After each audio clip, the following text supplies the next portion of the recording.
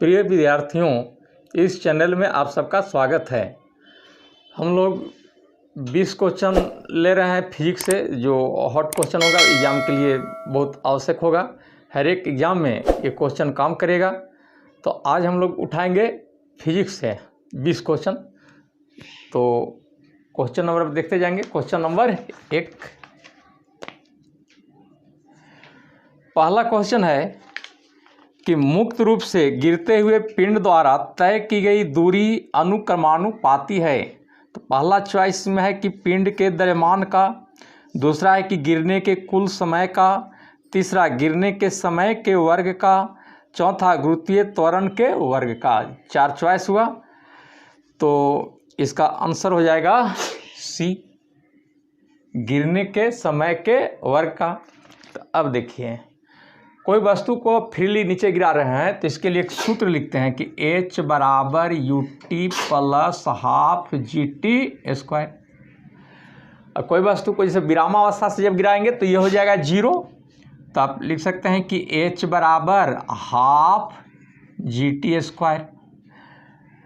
तो H किसके समानुपाती हो गया? T स्क्वायर में समय के वर्ग के समानुपाती। तो 1 नंबर में आंसर हो जाएगा सी। अब देखते हैं क्वेश्चन नंबर 2। दूसरा क्वेश्चन 2 में है कि 8 मात्रक और 5 मात्रक वाले सदिश का महत्तम परिणामी क्या होगा? तो महत्तम परिणामी सदिश राशि का पूछ रहा है 40। पहला चॉइस है, दूसरा है 13, तीसरा में 3 और चौथा है 16। तब इसका आंसर हो जाएगा बी, यानी 13। ये बी कैसे होगा सो देखिए। पहले तो ये जान लें कि सदिश राशि क्या है। सदिश राशि इसको कहते हैं वेक्टर क्वांटिटी। सदिश राशि का मतलब होता है कि वैसी राशि जिसमें परिमाण और दिशा दोनों हो, वह कहलाएगा सदिश राशि। जैसे विस्थापन, वेग, त्वरण, बल, भार, विद्युतीय क्षेत्र, चुंबकीय क्षेत्र इत्यादि। यह है सदिश राशि जिसमें परिमाण का मतलब होता है मैग्नीट्यूड और डायरेक्शन दोनों होता है, इसको हम कहते हैं सदिश राशि। और एक है अदिश राशि। अदिश राशि का मतलब होता है, इसको लिखते हैं स्केलर क्वांटिटी। अदिश राशि को लिखते हैं स्केलर क्वांटिटी।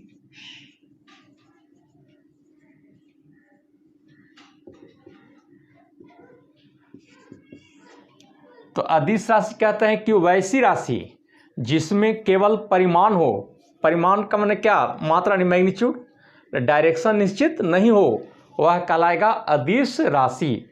जैसे चाल अदिश राशि है। दूरी, समय, कार्य, ऊर्जा, शक्ति, दाब, विद्युत धारा, विभव इत्यादि। कहीं पूछता है कि निम्नलिखित में कौन सदिश राशि है, कौन अदिश राशि है। तो सदिश और अदिश जान गए। अब है कि 2 सदिश राशि को जोड़ना है तो उसका रिजल्टेंट क्या होगा। 2 सदिश राशि को जोड़ते हैं तो उसका रिजल्टेंट क्या होगा। जैसे मान लीजिए कि एक सदिश राशि है A और दूसरा सदिश राशि B, ये दोनों को जोड़ना है तो ये रिजल्टेंट हो गया। ये R से दिखाते हैं तो R = A एरो अब प्लस B एरो, ये हो गया इसका रिजल्टेंट। अब रिजल्टेंट का मैग्नीट्यूड देखेंगे तो रिजल्टेंट का मैग्नीट्यूड के लिए लिखते हैं R बराबर √A² जोड़ बी स्क्वायर जोड़ 2ab cos थीटा। ये भी इम्पोर्टेंट सूत्र है। अब पूछता है कि दो सदिश राशि के रिजल्टेंट का मैग्नीट्यूड क्या होता है, बहुत उपयोगी है, इसको भी हम लोग देखेंगे। तो r इजिकल टू √a² जोड़ b स्क्वायर जोड़ 2ab cos थीटा, जहाँ थीटा हो गया दो सदिश राशि के बीच का कोण। तो यदि थीटा बराबर है 0 डिग्री, थीटा का मान अगर 0 डिग्री लेते हैं तो r बराबर क्या हो जाएगा, r बराबर हो जाएगा √a² जोड़ b स्क्वायर और जोड़ 2ab cos theta.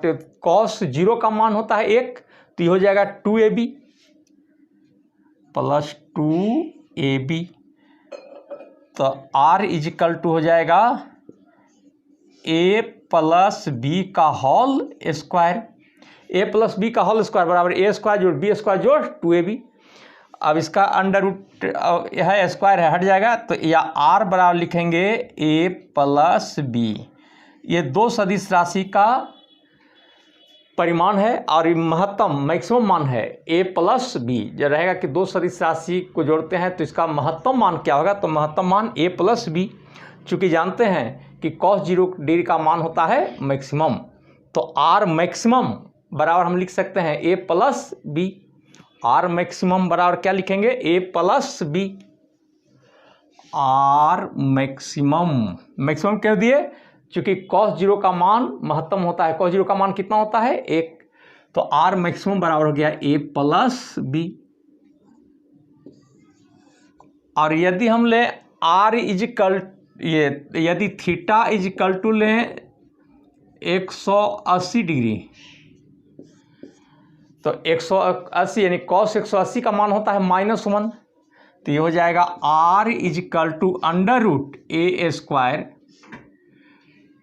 Plus b square minus 2ab। तो कहाँ से आया, तो cos 180 का मान होता है -1, तो -1 में इसको गुना करें तो -2ab, तो ये -2ab दिए। या r equal to a² plus b square minus 2ab का सूत्र है a माइनस बी का होल स्क्वायर।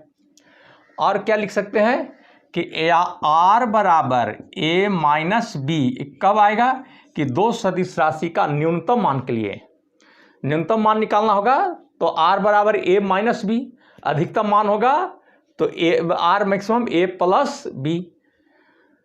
तो अब देखिए यहाँ दिया था क्वेश्चन कि 8 मात्रक और 5 मात्रक वाले सदिश का महत्तम परिणामी, तो महत्तम मान निकालना है। तो महत्तम के लिए सूत्र लगेगा r मैक्सिमम बराबर a plus B.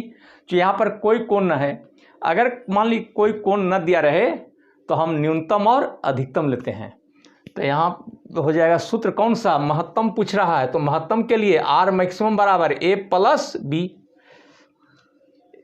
r maximum बराबर होता है a प्लस बी, तो r मैक्सिमम बराबर गया 8 और एक है 5, तो 8 जोड़ 5 बराबर 13 मात्रक।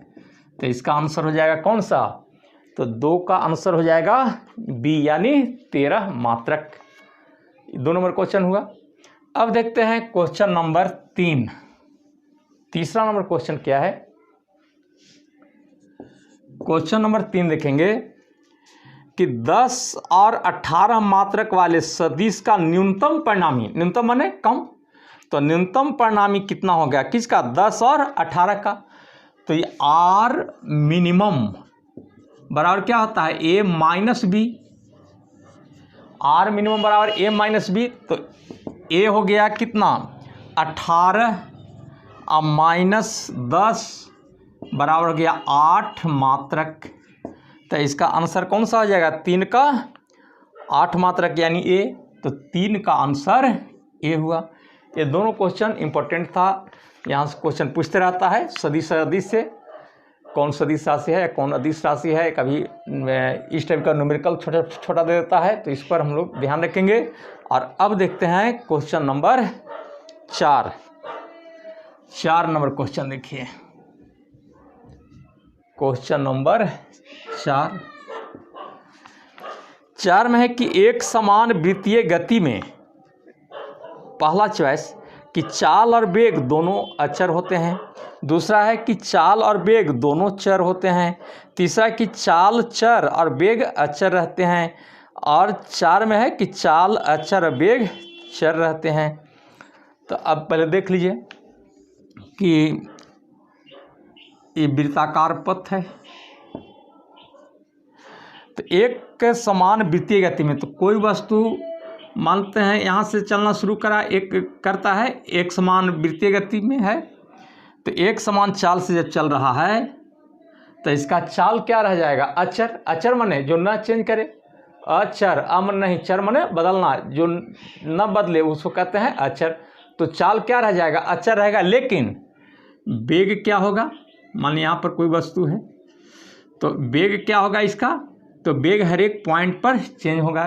कहीं कि अगर मान लीजिए वस्तु यहाँ है तो इसका डायरेक्शन इधर, वेग डिपेंड करता है डायरेक्शन पर, चाल में डायरेक्शन नहीं होता है। तो यहाँ पर कोई वस्तु है तो इसका डायरेक्शन यहाँ, अगर यहाँ पर वस्तु है तो इसका डायरेक्शन इधर होगा। तो हर एक पॉइंट पर आप देख रहे हैं डायरेक्शन चेंज हो रहा है, तो इसका माने वेग चर हुआ, माने वेग बदलने वाला हुआ। चर माने बदलना, तो वेग हो गया चर। चर माने वेरिएबल, माने चेंज करने वाला। और चाल हो गया कांस्टेंट, माने अचर। चाल हो गया अचर। तो एक समान वृत्तीय गति में कोई वस्तु समान गति से चले तो उसका चाल अचर और वेग चर होगा।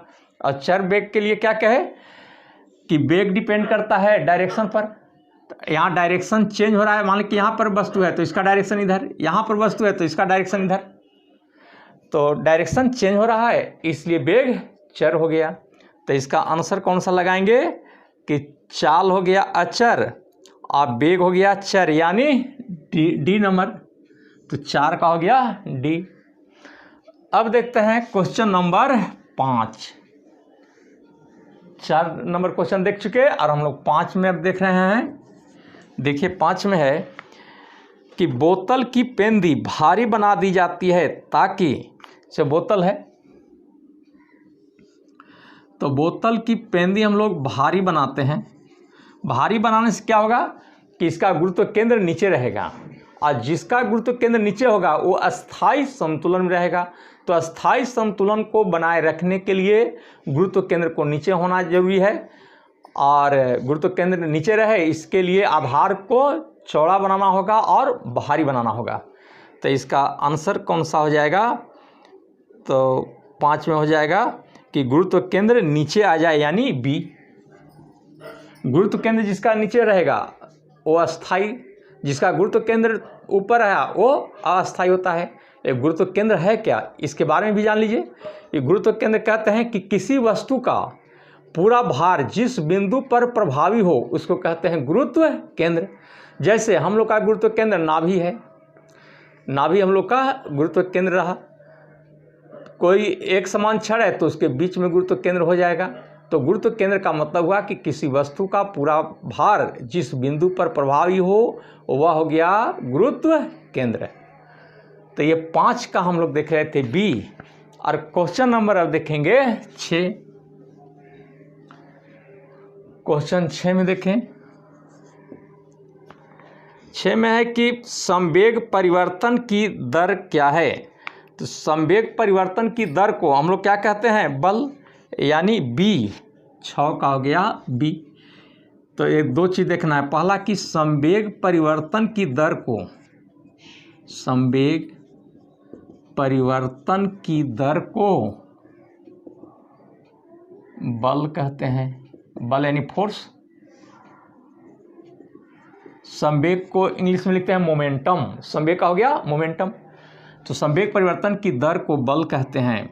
संवेग एक सदिश राशि है, इसका परिमाण और दिशा जिसमें रहे वो सदिश राशि है, नहीं वेक्टर क्वांटिटी है। तो संवेग एक सदिश राशि है।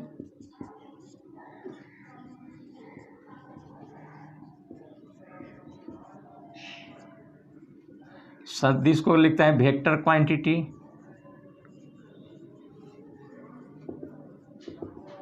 संवेग को मोमेंटम,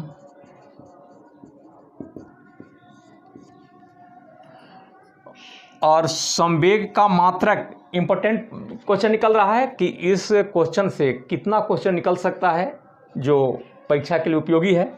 संवेग का मात्रक पूछता है, संवेग का मात्रक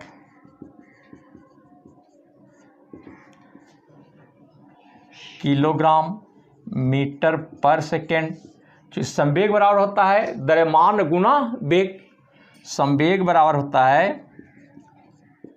द्रव्यमान गुना वेग।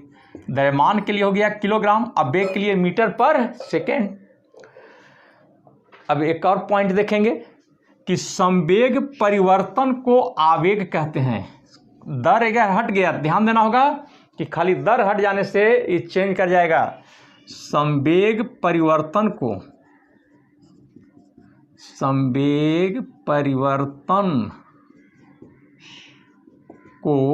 आवेग कहते हैं। आवेग, इसको इंग्लिश में कहते हैं इम्पल्स।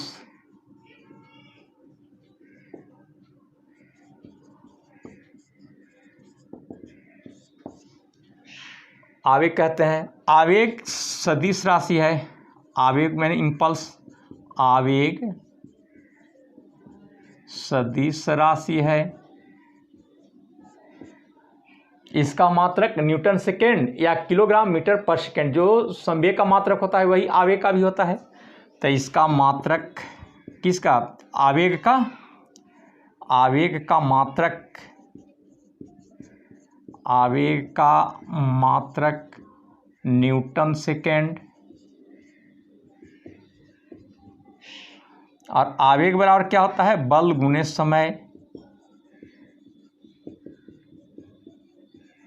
हम लोग न्यूटन सेकेंड को लिख सकते हैं किलोग्राम मीटर पर सेकेंड भी, या किलोग्राम मीटर पर सेकेंड भी लिख सकते हैं। तो इस तरह से 6 नंबर क्वेश्चन देख रहे थे। 6 नंबर से बहुत सारे क्वेश्चन अभी निकला, उस पर हम लोग ध्यान देंगे। और अब क्वेश्चन नंबर 7, 7वां नंबर क्वेश्चन देखेंगे।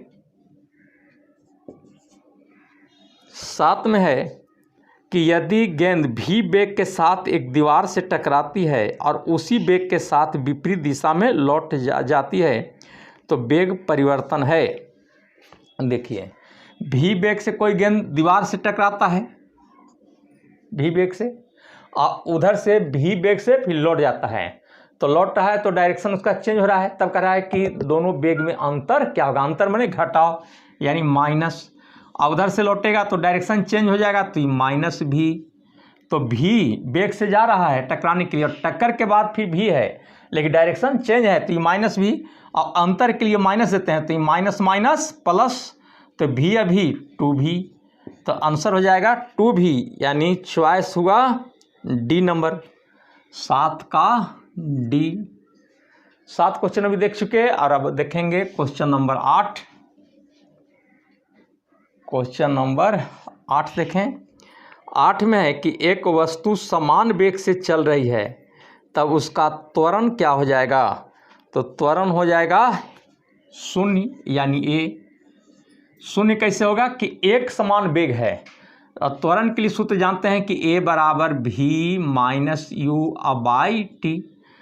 तो ए बराबर जब समान त्वरण रहेगा, मान ली कि समान वेग रहेगा, भी अगर हम x मीटर पर सेकेंड देखते हैं और u भी है x मीटर पर सेकेंड, तो x अब माइनस एक्स अब बाई टी बराबर 0 बाई टी बराबर 0।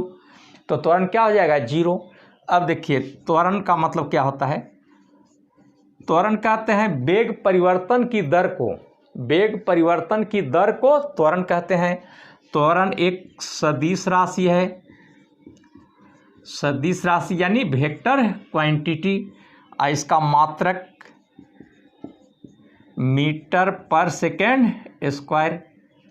तो ये देख रहे थे क्वेश्चन नंबर 8। अब देखते हैं क्वेश्चन नंबर 9। 9 में है कि किसी असंतुलित बल द्वारा एक पिंड में उत्पन्न त्वरण, तो उत्पन्न त्वरण क्या होता है? बल के समानुपाती। समानुपाती को ही लिखते हैं अनुक्रमानुपाती। तो आंसर हो जाएगा 9 का बी। अब देखिए, असंतुलित बल, एक टर्म है असंतुलित बल। असंतुलित बल का मतलब हुआ कि एक पिंड है, इस पर हम 2 बल लगा रहे हैं, एक 5 न्यूटन का सपोज और एक 2 न्यूटन का। तो इसका अगर हम पूछेंगे कि परिणामी क्या होगा, तो 3 न्यूटन, 5 में से 2 घट जाएगा 3 न्यूटन। तो यहाँ ये वस्तु किधर जाएगा, 5 न्यूटन की ओर जाएगा, 5 न्यूटन की ओर ही जाएगा। लेकिन यहीं पर अगर हम पिंड पर, इसी पिंड पर हम 5 न्यूटन का बल इधर दें और 5 न्यूटन का हम इधर दें, तो ये वस्तु किधर जाएगा, तो ये वस्तु विस्थापित नहीं हो पाएगा, कारण कि इसका परिणामी बल क्या हो जाएगा, 5 में 5 गया 0। तो ये वस्तु के वेग में परिवर्तन नहीं आ पाएगा। तो किसी असंतुलित बल द्वारा किसी पिंड में वस्तु किसी पिंड में उत्पन्न किया गया त्वरण बल के समानुपाती होता है और द्रव्यमान के व्युत्क्रमानुपाती होता है। मतलब मास ज़्यादा रहेगा तो त्वरण कम होगा, मास कम रहेगा तो त्वरण ज़्यादा, यानी A प्रोपोर्शनल F और A प्रोपोर्शनल 1/m। तो ये दोनों को अगर हम हल करते हैं तो A प्रोपोर्शनल F/m और A बराबर K F/m लिख सकते हैं। जहाँ समानुपाती को हटाते हैं तो वो कांस्टेंट देते हैं K। तो अगर हम सबको यूनिट माने तो K का मान 1 हो जाएगा, तो या A बराबर हो जाएगा F/m और लिख सकते हैं कि F बराबर ma, F बराबर ma। तो बल का मात्रक क्या हो जाएगा, किलोग्राम मीटर पर सेकेंड स्क्वायर, इसी को कहते हैं न्यूटन। A बराबर ma, इस पर न्यूमेरिकल भी रहता है, जो न्यूमेरिकल अगला हम 20 क्वेश्चन जो लेंगे उसमें हम दिखा देंगे। तो अभी हम देख रहे थे 9 नंबर क्वेश्चन और अब देखेंगे क्वेश्चन नंबर 10।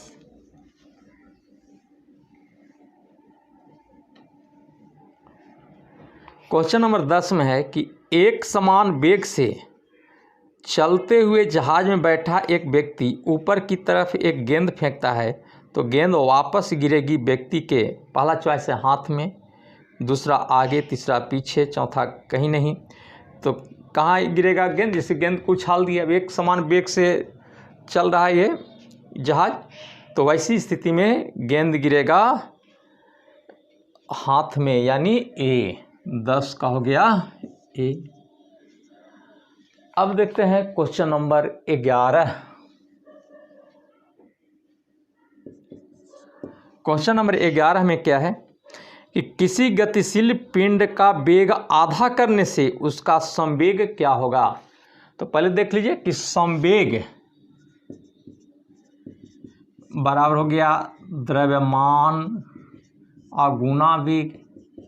संवेग को हम लोग P से इंडिकेट करते हैं, तो P बराबर mv। अब कह रहा है क्या कि वेग को आधा कर दें, तो वेग को जब आधा करेंगे हम m को कांस्टेंट रखें, अब वेग को आधा कर देंगे तो संवेग भी आधा हो जाएगा। आंसर हो जाएगा कौन सा, 11 का A। 11 का A, जब वेग आधा तो संवेग भी आधा। 11 नंबर क्वेश्चन हम लोग देख चुके और 12 नंबर क्वेश्चन देखेंगे। क्वेश्चन देखेंगे 12 में है कि जड़त्व का गुण, पहला चॉइस कि प्रत्येक वस्तु में होता है, दूसरा किसी गतिशील वस्तु में होता है, तीसरा केवल भारी वस्तु में होता है, चौथा किसी भी वस्तु में नहीं होता है। तब देखिए, जड़त्व किसी वस्तु का वह गुण है जिसके कारण वस्तु अपनी अवस्था को बनाए रखना चाहता है। अगर कोई वस्तु स्थिर है तो स्थिर रहना चाहती है, और गति में है तो गति में रहना चाहती है, जब तक कि उस पर कोई बाह्य बल न लगाया जाए। तो किसी वस्तु में जो गुण है तो वह गुण ही कहलाता है जड़त्व। तो आंसर हो जाएगा क्या कि जड़त्व किस में होगा, तो हर एक वस्तु में होगा, वो हल्की वस्तु रहे चाहे भारी रहे। अब है कि भारी वस्तु का जड़त्व ज़्यादा होगा और हल्की वस्तु का जड़त्व कम होगा। इसका मतलब कि जड़त्व कहते हैं इनर्सिया, जड़त्व इनर्सिया द्रव्यमान पर निर्भर करता है, द्रव्यमान या भार पर। तो द्रव्यमान यानी मास, द्रव्यमान अगर ज़्यादा है तो जड़त्व ज़्यादा होगा, द्रव्यमान कम है तो जड़त्व कम होगा। ये भी पूछता है कि जड़त्व का संख्यात्मक मान है, तो आंसर हो जाएगा द्रव्यमान। यानी कि जड़त्व किस पर डिपेंड करता है, तो द्रव्यमान पर करता है। बहुत इंपॉर्टेंट क्वेश्चन है। और जड़त्व का परिभाषा क्या दिए कि किसी पदार्थ का वह गुण या किसी पिंड का वह गुण जिसके कारण वह अपने स्थिति को बनाए रखना चाहता है। जैसे मान लीजिए कोई वस्तु स्थिर है तो स्थिर रहना चाहेगा, और गति में है तो गति में रहना चाहता है, तो इसी गुण को हम कहते हैं जड़त्व। तो ये आंसर 12 का कौन सा हो जाएगा, ए हो जाएगा। प्रत्येक वस्तु में जड़त्व होता है। अब क्वेश्चन नंबर देखते हैं 13। क्वेश्चन नंबर 13 में है कि यदि दो वस्तुओं ए और बी के द्रव्यमान क्रमशः 10 किलोग्राम और 20 किलोग्राम है, तो पहला चॉइस है कि ए और बी के जड़त्व शून्य होंगे।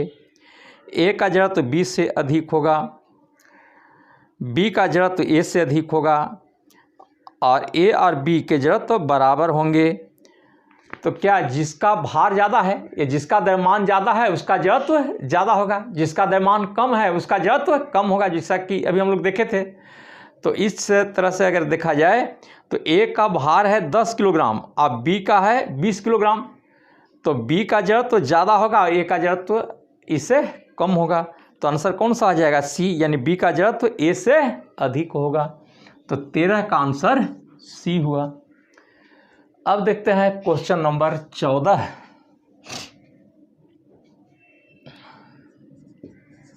क्वेश्चन नंबर 14 में है कि यदि गति करने के लिए स्वतंत्र 1 किलोग्राम द्रव्यमान की किसी वस्तु पर 1 न्यूटन का बल लगाया जाए, तो अगर कोई वस्तु है 1 किलोग्राम द्रव्यमान मतलब मास है 1 किलोग्राम, इस पर 1 न्यूटन का बल लगा रहे हैं, यानी F बराबर हो गया 1 न्यूटन। तो A बराबर क्या हो जाएगा, तो A बराबर हो जाएगा F/m, मतलब 1/1। तो ये कितना हो जाएगा, A बराबर 1 मीटर पर सेकेंड स्क्वायर। तो त्वरण हो जाएगा 1 मीटर पर सेकेंड स्क्वायर। तो आंसर कौन सा हो जाएगा, डी, यानी 1 मीटर पर सेकेंड स्क्वायर त्वरण से गतिशील होगी। तो आंसर लिखेंगे 14 का डी। और अब देखते हैं हम लोग क्वेश्चन नंबर 15। क्वेश्चन नंबर 15 में है कि अच्छी तुला के लिए नहीं होना चाहिए। पहले जानें कि अच्छी तुला की क्या विशेषता है। तो अच्छी तुला की विशेषता है कि पलड़ों का भार बराबर होना चाहिए, दोनों भुजाओं की लंबाई बराबर होनी चाहिए। जिससे मान लीजिए कि तुला है तो पलड़ा का भार बराबर, दूसरा कि ये जो दंड की लंबाई है दोनों भुजाओं की लंबाई बराबर होना चाहिए, मतलब कि जितना लंबा यहाँ से यहाँ उतना ही लंबाई इतना इधर से इधर होना चाहिए। और गुरुत्व केंद्र कहाँ होना चाहिए, तो बीच में होना चाहिए, पलड़ा के बीच में होना चाहिए। लेकिन इसमें सी नंबर में दिया है कि निकाय का गुरुत्व केंद्र एक पलड़े के समीप होना चाहिए। तो एक पलड़े के समीप अगर गुरुत्व केंद्र रहेगा तो क्या हो गई, अनबैलेंस हो जाएगा पलड़ा, इसलिए गलत हो जाएगा कौन सा, 3, यानी कि 15 का सी। 15 का हो जाएगा सी नंबर। अब देखते हैं क्वेश्चन नंबर 16। 16 में है कि घड़ी की सेकेंड वाली सुई का कोणीय वेग क्या है। घड़ी है,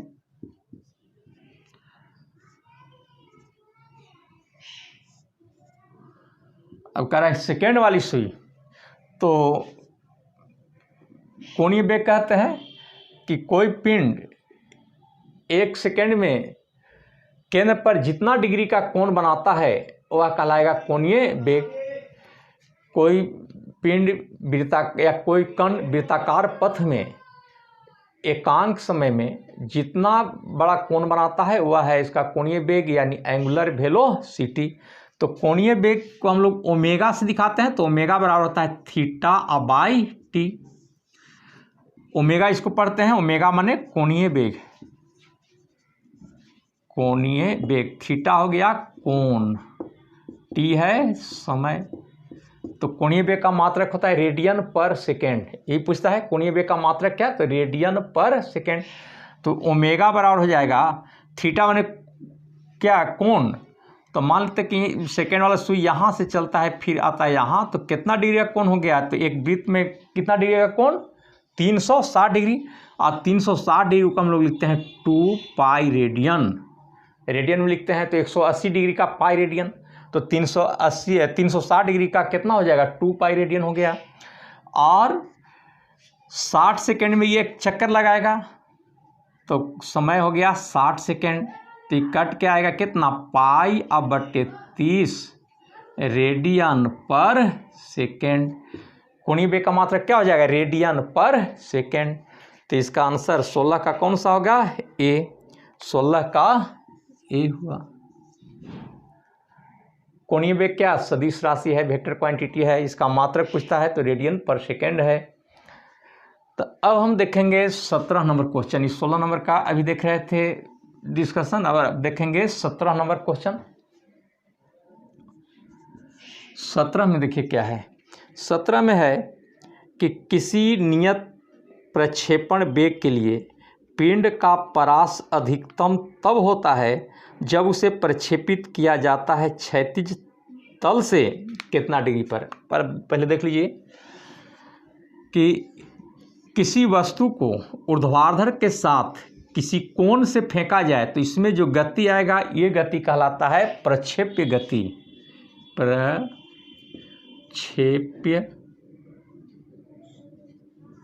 गति यानी प्रोजेक्टाइल मोशन। प्रोजेक्टाइल मोशन प्रक्षेप्य गति। मान लेते कि थीटा कोण से इसको प्रक्षेपित किया गया। अब ये देखते हैं यहाँ कि यहाँ ओ से कोई वस्तु को आप फेंक रहे हैं और ये प्रक्षेपित होकर के पी बिंदु पर आ रहा है, तो ओ से पी तक आया, इसको हम लोग रेंज कहते हैं। रेंज माने परास माने दूरी, माने कोई वस्तु को जहाँ से फेंके अब कहाँ गिर रहा है वहाँ तक की दूरी को कहते हैं रेंज यानी परास। और रेंज के लिए एक सूत्र होता है R = u² sin 2 theta by G. u² बराबर R बराबर u² sin 2 थीटा बाई जी। और एक टाइम ऑफ फ्लाइट होता है। टाइम ऑफ फ्लाइट का मतलब कि जहाँ से वस्तु फेंके और जहाँ तक वस्तु गया है उस दूरी को तय करने में कितना समय लगा, तो इसको कहा जाता है टाइम ऑफ फ्लाइट माने उड़न काल।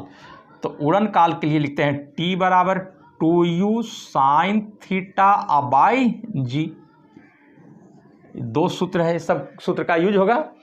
और किसी वस्तु को हम लोग फेंक रहे हैं तो कितना ऊंचाई पर गया, तो ऊंचाई के लिए एक सूत्र है कि H बराबर u² sin square theta by 2g।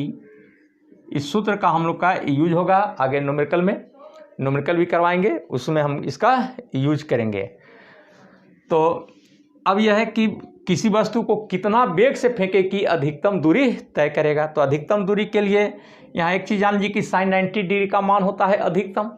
तो यहाँ 45 डिग्री अगर रखा जाए तो sin 45 दूनी 90 और sin 90 का मान 1, तो R = हो जाएगा u² बाई जी। यानी 45 डिग्री के कोण से फेंके वस्तु को तो यह अधिकतम दूरी तय करेगी।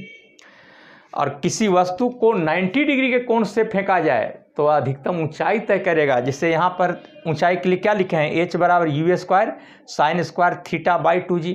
तो 90 का मान कितना होता है 1 और sin 90 का मान अधिकतम होता है। तो इसलिए 90 डिग्री पर फेंकते हैं तो अधिकतम ऊंचाई जाएगा और 45 डिग्री पर फेंकते हैं तो अधिकतम परास अधिकतम रेंज तय करेगा। रेंज माने दूरी। और T बराबर 2u sin थीटा बाई जी का भी आगे यूज होगा जो आगे फिर दिखाएंगे। तो 17 नंबर का हो जाएगा कितना, 17 का हो गया 45 डिग्री के कोण पर यानी बी नंबर। 17 क्वेश्चन देख चुके हैं। क्वेश्चन नंबर देखें 18।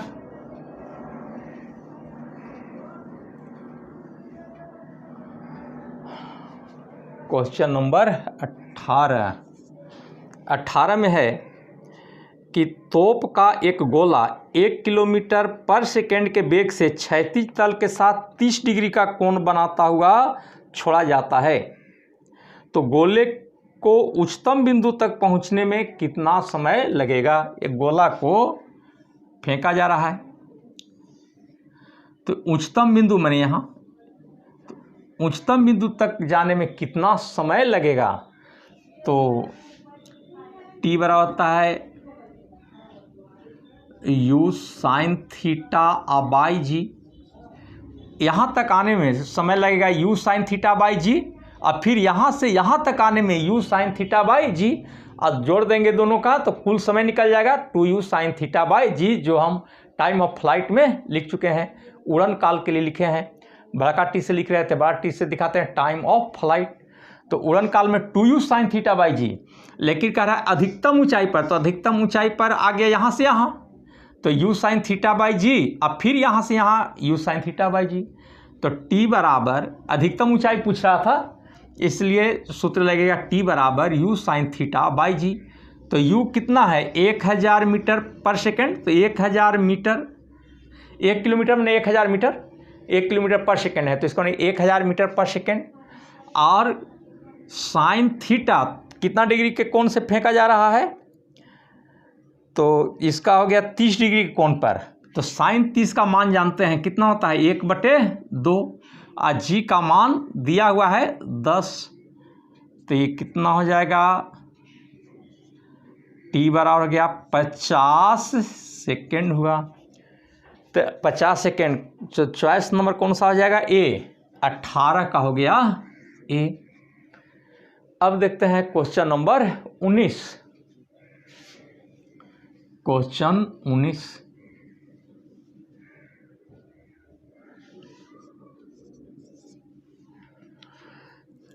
में है कि यदि दो मनुष्य 20 किलोग्राम मात्रा की वस्तु को अलग अलग 3 तथा 5 मिनट में 30 मीटर की ऊंचाई पर ले जाते हैं, तो वस्तु पर किया गया कार्य क्या होगा।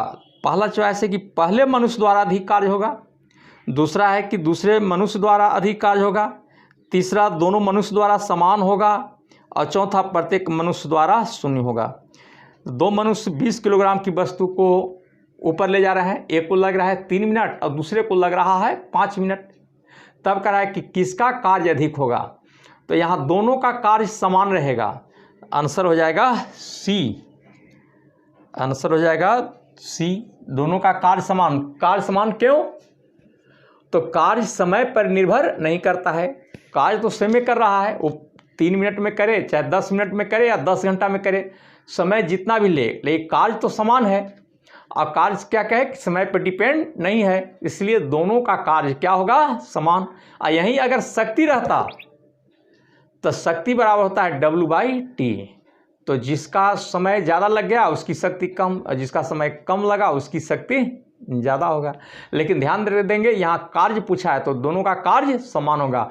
एक घंटा में कोई काम करे, मान ली 200 जूल का कोई 200 जूल कार्य कर रहा है कोई व्यक्ति 1 घंटा में, अगर दूसरा व्यक्ति अगर 10 घंटा में ही करता है 200 जूल, तो किया गया कार्य क्या रहेगा, समान रहेगा। यानी कार्य समय पर डिपेंड नहीं है। तो देख रहे थे क्वेश्चन 19 का, और अगला क्वेश्चन 20 है। 20 नंबर में है कि कमानेदार घड़ी में संचित ऊर्जा, पहला है गतिज ऊर्जा, दूसरा रासायनिक ऊर्जा, तीसरा स्थितिज ऊर्जा, चौथा परमाणु ऊर्जा। तो 20 का हो जाएगा क्या, स्थितिज ऊर्जा, यानी सी। घड़ी में चाबी देकर संचित की गई ऊर्जा क्या होगा, स्थितिज ऊर्जा। स्थितिज ऊर्जा का मतलब होता है कि स्थिति के कारण कार्य करने की क्षमता को स्थितिज ऊर्जा कहते हैं। ये जलाशय, ऊंचाई पर स्थित जलाशय, इसमें कौन सा ऊर्जा, तो स्थितिज ऊर्जा। तनी हुई गुलेल, इसमें स्थितिज ऊर्जा।